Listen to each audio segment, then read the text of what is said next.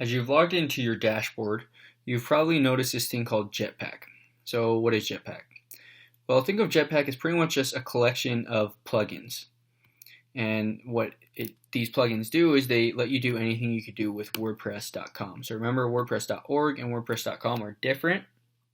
But with Jetpack, anything that you could do on WordPress.com, you can do on your WordPress.org site. So it's pretty much just a collection of plugins that let you do what you could do with WordPress.com. And to use Jetpack, you just have to make a WordPress.com account and then sign in and hit connect to WordPress. I'm already signed into my WordPress.com account, so I'm going to go ahead and connect to WordPress.com to enable Jetpack. So I just click there, hit authorize Jetpack, and it's all done. You can see that there's quite a few different features that it provides. Again, it's like as if you downloaded a ton of plugins, basically. So for instance, WordPress.com stats. This allows you to see how many people are visiting your website.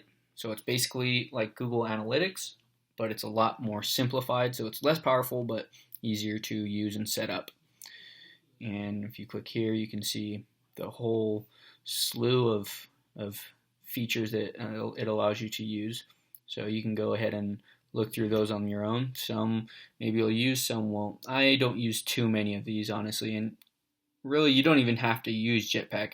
You could find a plugin for almost every one of these things in the plugin store to find individually. So for instance, if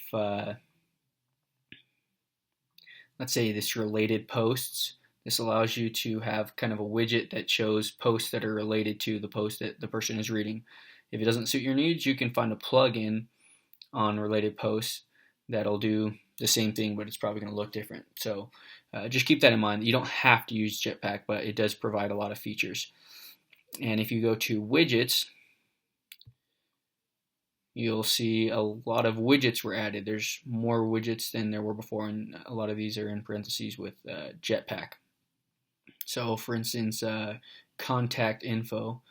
So under the primary sidebar, let's drag that in there or add that. And just with the default, let's just see how it looks. Let's check out the site. And here we go. So we have a cool little contact info widget that Jetpack provided for us.